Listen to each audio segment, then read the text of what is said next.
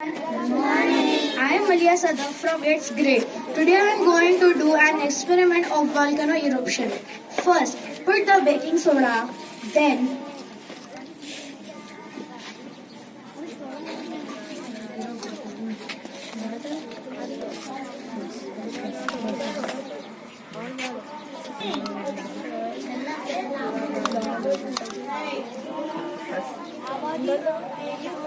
Speak in English.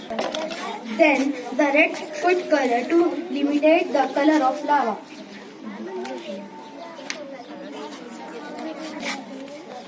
Put the vinegar, fill half of the bottle and watch the eruption.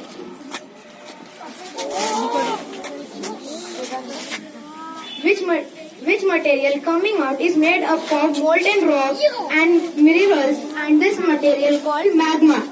This material called magma. A volcano is a bend in earth crust from which molten material under the earth erupts suddenly. Thank you.